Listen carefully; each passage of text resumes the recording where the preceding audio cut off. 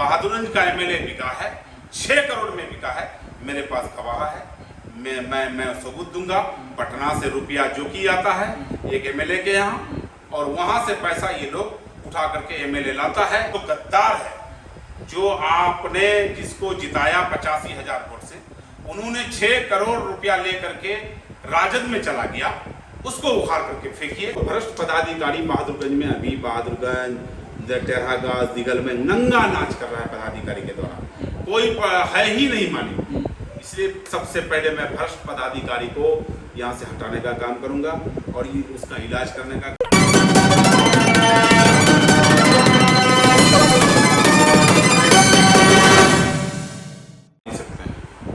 सच्चाई को कितनों बार आप दबाइए, दबने वाला नहीं है।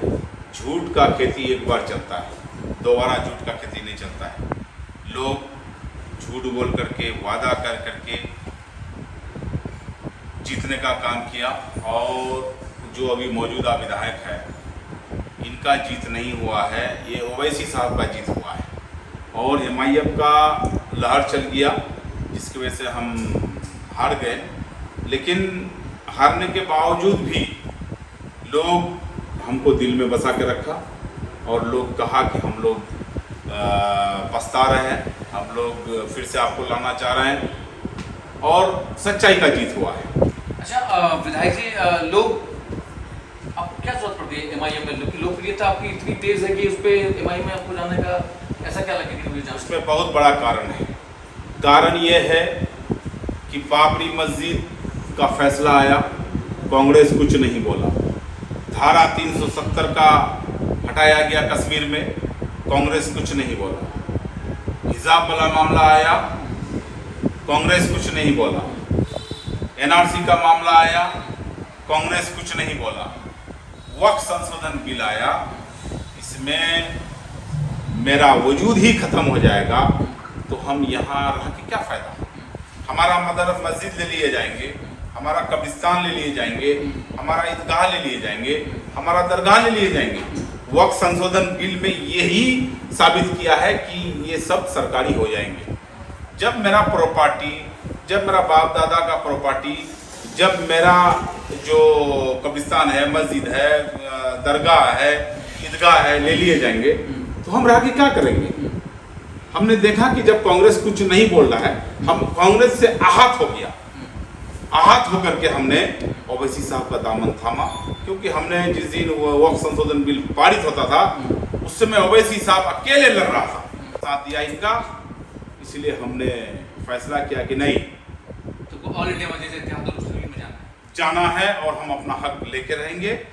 हम लड़ाई लड़ेंगे, बहादुरगंज से लेके किशनगंज, किशनगंज से लेके पटना, बिहार, पूरा हिंदुस्तान तक हम ओवैसी साहब का साथ लेकर के हम लोग लड़ाई लड़ेंगे, अपना वजूद का लड़ाई लड़ेंगे। एक वीडियो आपकी वायरल हुई थी, आप उसमें असदुद्दीन ओवैसी साहब के साथ मिल रहे थे, आपके बिहार प्रदेश अध्यक्ष सुलेमान साहब थे, जो एसआईआर को लेकर के आप लोगों ने इलेक्शन कमीशन ऑफ इंडिया के ऑफिस में कार्यालय गए थे, उनसे बातचीत हुई। क्या बात है? एसआईआर हो रहा है, लोग आज भी परेशान हैं, लोग आज भी डॉक्यूमेंट देने में सक्षम नहीं है, लोग दे नहीं पा रहे। वही तो हम कह रहे हैं कि फिर एसआईआर लेके आकर के हमको मतलब परेशान किया जा रहा है। चुनाव आयोग को कोई अधिकार नहीं है कि आप किसी का नागरिकता पर सवाल उठा सकते हैं, और आप क्या कहते हैं, चुनाव आयोग सिर्फ वोट कराने का मालिक है। 2003 में सुप्रीम कोर्ट का आदेश है कि किसी का भी नागरिकता पर चुनाव आयोग सवाल खड़ा नहीं कर सकता। तो ये एसआईआर क्या है भाई? हमारा वोटर लिस्ट में नाम है, हम उस वोट देने वाले हैं। अब यह है कि पक्ष निष्पक्ष आप चुनाव कराइए, यही आपका बहादुरी होगा। लेकिन चुनाव आयोग को कोई अधिकार नहीं है जो किसी का नागरिकता पर सवाल खड़ा करे। एक भी नागरिक का वोट अगर कट जाता है तो हम लोग चुप नहीं बैठेंगे। विधायक जी, अभी इंडिया एयरलाइंस के द्वारा जो है मार्च निकाला गया है जिसमें उन्होंने वोट चोर नदी छोड़, इस तरह के लोग दे रहे हैं। अब लोगों को लगातार कह रहे हैं कि नहीं, हम सबके मुस्लिम हितैषी पार्टी हैं, और नहीं, मुसलमान को तो सब टिश्यू पेपर समझता है।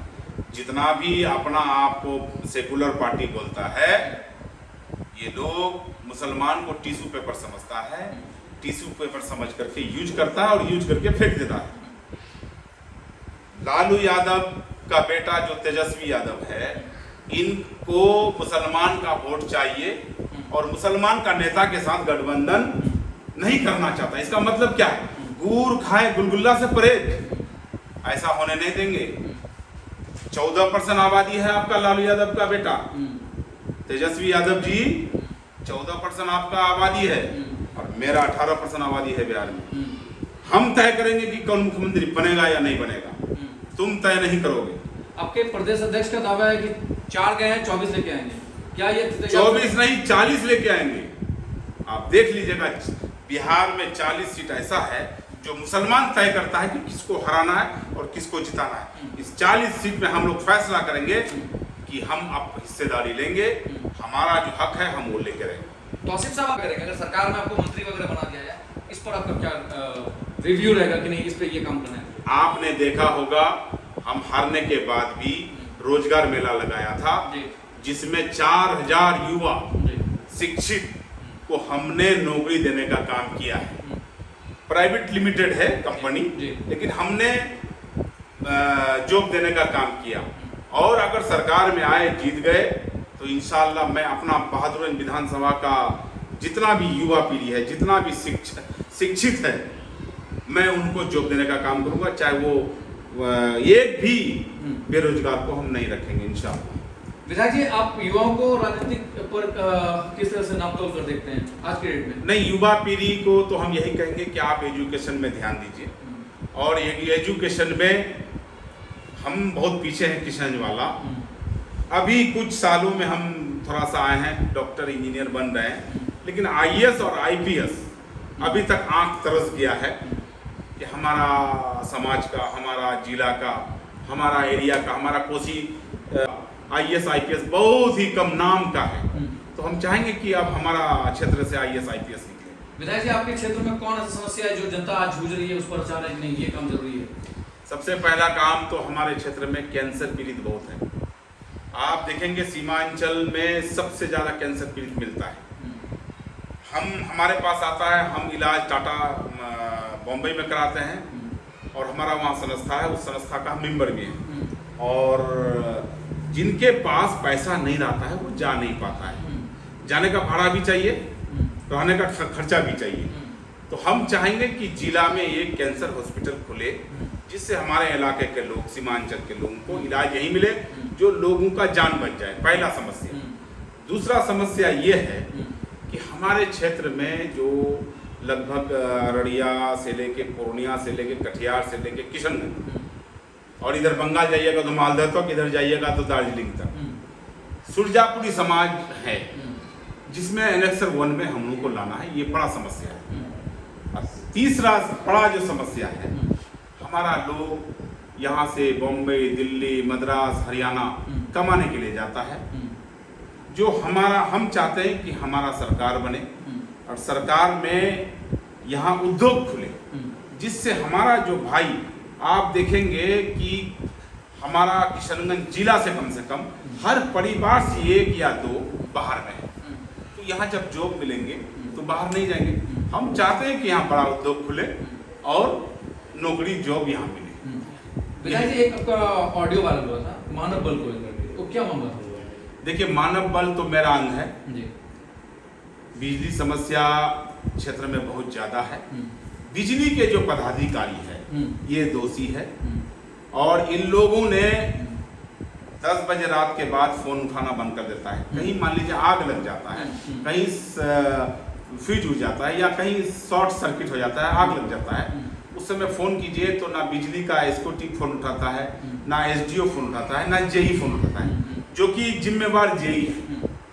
मानव बल को तो एक क्या कहते हैं कि एक दीनी ठेकेदारी जिसको बोलते हैं, प्रतीक को दिया जाता है और खटाया जा रहा है। उन पर समस्या नहीं बन रहा है। समस्या ये है कि मानव बल जो करते हैं क्षेत्र में, कई कंप्लेंट्स हम लोग के पास आए हैं, कह रहे हैं कि सर बुलाते हैं, पैसा एक्स्ट्रा मांग रहे हैं।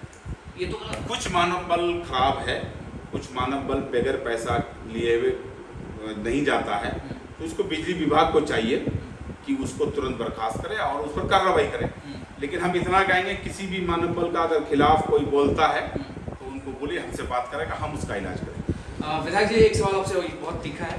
बिहार में नीतीश कुमार ने 125 यूनिट बिजली फ्री कर दी है, 1100 रुपये पेंशन दे रहा है, जबकि हमारे पड़ोस में नेपाल है जहाँ 4000 रुपये पेंशन दी जाती है। क्या ये आपको लगता है ठीक है इन्होंने, या बहुत ज्यादा ही ये गलत हो रहा है जनता के साथ? देखिए, ये है लॉलीपॉप नीतीश जी का चुनावी घोषणा है, और उनका सरकार बनेगा तो लागू रहेगा, अगर नहीं बना तो जिसका सरकार है उसको हटा देगा। तो ये 2 महीना का लॉलीपॉप दिया गया है, 2 महीना 4 महीना जो भी, समझ गए नीतीश जी। ये चुनावी ये घोषणा है, नीतीश जी को करना था तो पहले करना था, 5 साल पहले करते, 10 साल पहले करते, 15 साल पहले करते, 20 साल पहले करते, क्योंकि आपका हुकूमत 20 साल रहा। तो मैं नहीं समझता हूँ कि नीतीश जी ये क्या कहते हैं कि समाज के लिए, अपना पब्लिक के लिए, बिहारवासी के लिए ये अच्छा किया है। आपको नहीं लगता कि 2 समस्या सबसे ज्यादा आपकी जनता के साथ परेशानी हो गई है? एक तरफ SIR हो रहा है तो दूसरी तरफ भूमि बड़ी मार्जिन, लोग लाइन पे खड़े होकर दस्तावेज के लिए परेशान है, तो क्या करना है? देखिए, बीजेपी सरकार जो है, डबल इंजन की सरकार जो बिहार में है, हमेशा पब्लिक को उलझा करके रखा, ताकि सरकार के खिलाफ जो सरकार जो काम गलत कर रहा है उसके खिलाफ आवाज ना हो। कभी SIR तो कभी जमीन सर्वे सुधार, तो अभी कभी कुछ, ये सरासर गलत है। दूसरे का सरकार आएगा, ये सब खत्म हो जाएगा। देखिएगा, SIR खत्म हो जाएगा, जमीन सर्वे खत्म हो जाएगा, आपका वो 125 यूनिट बिजली वाला, ये सब खत्म हो जाएगा, देख लीजिएगा। तौसीफ साहब, एक सवाल और है, आपके क्षेत्र बाढ़ग्रस्त एरिया है, इस बार बाढ़ आया भी, क्षति भी? देखिए, 2017 से बाढ़ कंटिन्यू आ रहा है। सरकार जानता है कि नदी कटाव में गांव का गांव काट के लेके चले आता है। मैं आपको अपना विधानसभा में बता रहा हूं, दिघलबैंक प्रखंड का पथरगट्टी पंचायत है, ये कचना गांव है। वो गांव अभी हकीकत में वहां कुछ भी नहीं है, नदी में समा गया है। आप कचना जाके कहिए तो कचना आपको नहीं मिलेगा, कागज में कचना मिलेगा। वो लोग जो पैसा वाला था वो जमीन लेके यहाँ वहाँ पथरगट्टी वहाँ जाके घर उठा लिया, और जिन लोगों के पास गरीब आदमी था, जो पेंशनधारी था, जो क्या कहते हैं कि गरीब था, निर्धय जिसको बोलते हैं, वो आज तक भी रोड पर बैठा हुआ है।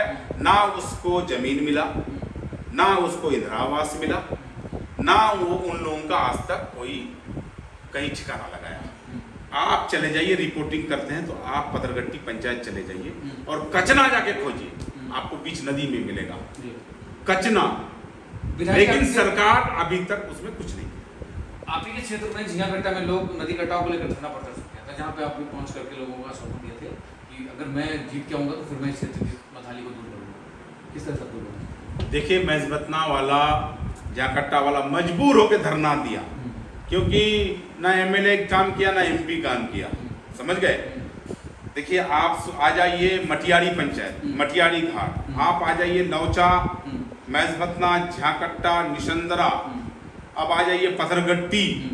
इस पंचायत में अगल बगल के जितने भी गांव हैं, सब गांव नदी कटाव के चपेट में है। जब तक बोल्डर पिचिंग नहीं होता है तब तक इसका समाधान नहीं हो सकता है। इसलिए पहले बोल्डर पिचिंग, यानी तो हर साल मतलब जूझना पड़ता है लोगों को, और जूझना पड़ेगा। जब तक के बोल्डर पिचिंग ना हो तब तक कोई उपाय नहीं है। इंशाल्लाह कामयाब होंगे तो इंशाल्लाह पहले ये सब समस्या का समाधान। विधायक जी, आने वाले चुनाव को लेकर क्या रणनीति अब तय हो रही है? कोई रणनीति नहीं, जिस तरह से समाज सेवा करते हैं, करते आ रहे हैं, उसी तरह से कर रहे हैं। और रहा सवाल, आपने देखा होगा कि रोजगार मेला लगा कर हमने 4000 युवाओं को रोजगार दिया। लोग देख रहा है कि नहीं भी पावर में हो करके काम कर रहा है। कैंसर पेशेंट का हम इलाज करा रहे हैं, किसी भी गरीब बच्चे को हम पढ़ा रहे हैं, किसी भी बेरोजगार को हम रोजगार दे रहे हैं। लोग खुद मेरे प्रति खुद तौसीफ बन चुका है बहादुरगंज में, इसलिए हमारा कोई रणनीति नहीं। बीच में आपके क्षेत्र से एक प्रशासन की कितनी मनोबल नहीं थी, चाहे वो पुलिस के लोग हों या ब्लॉक के लोग? सवाल ही नहीं पैदा होता है कि हमारा रीजन में किसी निर्दोष को फंसा करके जेल भेजा जाए। और आज आप चले जाइए ब्लॉक तो पर केवाला में 3000 से 6000 मोटरसाइकिल रसीद कटाने के लिए लेता है। आप चले जाइए रजिस्ट्री ऑफिस पर केवाला में 3000 रुपया रजिस्ट्री कराने के लिए लेता है, नहीं तो इंक्वायरी हो जाता है। आप थाना चले जाइए, बगैर पैसा का FIR नहीं होता है। और आप कहीं भी आप कहिए तो भ्रष्ट पदाधिकारी बहादुरगंज में, अभी बहादुरगंज, टेरहा गाज दिगल में नंगा नाच कर रहा है पदाधिकारी के द्वारा, कोई है ही नहीं मालिक। इसलिए सबसे पहले मैं भ्रष्ट पदाधिकारी को यहाँ से हटाने का काम करूँगा और ये उसका इलाज करने का काम करूँगा। अल्लाह ने मौका दिया और यहाँ का जनता ने मुझे मौका दिया, तो इंशाल्लाह लोगों का उम्मीद पर खरा उतरेंगे। तो मतलब पुराने ही तौसीफ साहब वापस आएंगे फिर? उससे ज़्यादा आएंगे, उससे ज़्यादा लोगों को। देखिए, हमको अब कोई मलाल नहीं है कि हम एमएलए बनेंगे, क्योंकि एमएलए बनने के बाद वही भवन, वही तनख्वाह, वही बॉडीगार्ड, वही सब। अब मैं चाहता हूँ कि कुछ करके दिखाऊं, क्योंकि लोगों का भरोसा हम पर बहुत है। एक बार नहीं, 2 बार नहीं, 3 बार नहीं, 4 बार कंटिन्यू मुझे जिताया। मैं जिंदगी भर गुलामी करूँ बहादुरगंज विधानसभा के लोगों का तो कम होगा। अब मैं कुछ करके दिखाना चाहता हूँ। विधायक जी, और लोग जैसे चले गए, आप ही जीतने के बाद चले गए? नहीं, ऐसा तो नहीं होगा, सवाल ही नहीं पैदा होता है। कोई जरूरी नहीं है कि मीर जाफर भी मुसलमान था, समझ गए? अगर एक मीर जाफर बन गया तो सब मुसलमान मीर जाफर है, ऐसा हो ही नहीं सकता है। जो किया वो मीर जाफर है। मतलब विधायक तौसीफ साहब अपने बात पे कायम? विधायक तौसीफ आलम को ओवैसी साहब का साथ मिला है, विधायक तौसीफ आलम को अकबरुद्दीन ओवैसी साहब का साथ मिला है, विधायक तौसीफ आलम को अख्तरुल ईमान साहब का साथ मिला है। विधायक तौसीफ आलम खुद मजबूत लीडर है, इसलिए हमको लड़ाई लड़ने के लिए अब और आसान। मतलब अब मुसलमानों की हिस्सेदारी की बात होगी? सिर्फ मुसलमानों के लिए नहीं, दलित, महादलित, अत्यंत पिछड़ी को जो आज शोषण हो रहा है हिंदुस्तान में, सबका लड़ाई लड़ेंगे। और 18% जो हम पूरे हिंदुस्तान में है, हम हक का बात करेंगे, हक लेंगे हम। अब हम नहीं रहेंगे, क्योंकि हम जब देश आज़ाद हुआ था हिंदुस्तान जब आज़ाद हुआ था तो 65,000 मुसलमान जान गंवा करके शहीद होकर के इस देश को आज़ाद किया है। 14,500 सिख भाई जान गंवा करके इस देश को आज़ाद किया है। 8,500 दलित, महादलित भाई शहीद होकर के इस देश को आज़ाद किया है। 4,500 पिछड़ी जाति के लोग शहीद होकर के इस देश को आज़ाद किया है। जब तक अंबेडकर का संविधान है, इस देश का नक्शा को बिगड़ने नहीं देंगे और हक का बात करेंगे। और मेरा जो हक है हम लेके रहेंगे। विधायक क्या आप जाएंगे? एकदम जाएंगे, क्यों नहीं जाएंगे? मैं MIM का, देखिए, मेरा ससुर है, मैं उसका, मेरा बाप का दर्जा है, मैं उसको मानूंगा, मैं मेहमानी जाऊंगा, एक साथ खाना खाऊंगा, बैठूंगा, रहूंगा, लेकिन जहाँ पार्टी हित में बात होगा, पार्टी के लिए काम करूंगा। मतलब आपने एक पिछले चुनाव में कहा था मतभेद हो सकता है, मतभेद नहीं, मतलब मतभेद हो सकता है, मनभेद नहीं। अच्छा, तौसीफ साहब का रुतबा पुराने वापस दिखेगा? एकदम है ही। तौसीफ आलम किसी का मतलब नाम का मोहताज नहीं है। नाम बोलने से ही लोग जान जाता है कि तौसीफ आलम कौन है, नहीं है, क्योंकि हमने सच्चाई का लड़ाई लड़ा है। हमारे खून में गद्दारी नहीं है। हम जो बोलते हैं वो करते हैं, और दोस्ती भी खुल के करते हैं, दुश्मनी भी खुल के करते हैं। कोई अगर दुश्मनी करना चाहे तो मैं लड़ने के लिए तैयार हूँ, कोई दोस्ती करना चाहे तो मैं वो 1 कदम बढ़ाएगा, हम 2 कदम बढ़ाने के लिए तैयार हैं। आखिरी मैसेज क्या अपने जनता को देना है? बस अपना जनता को यही मैसेज देंगे कि आप लोग ओवैसी साहब का हाथ को मजबूत कीजिए, आप लोग MIM का हाथ को मजबूत कीजिए, आप लोग तौसीफ आलम का हाथ को मजबूत कीजिए। और जो गद्दार है, जो आपने जिसको जिताया 85,000 वोट से, उन्होंने 6 करोड़ रुपया लेकर के राजद में चला गया, उसको उखाड़ करके फेंकिए। यही अपना जनता को। ये 6 करोड़ का जो बात आई है, उसमें आपके ससुर पर भी आरोप लगा है कि मैं बहादुरगंज का बात करता हूँ। बहादुरगंज का MLA बिका है, 6 करोड़ में बिका है, मेरे पास गवाह है, मैं सबूत दूंगा।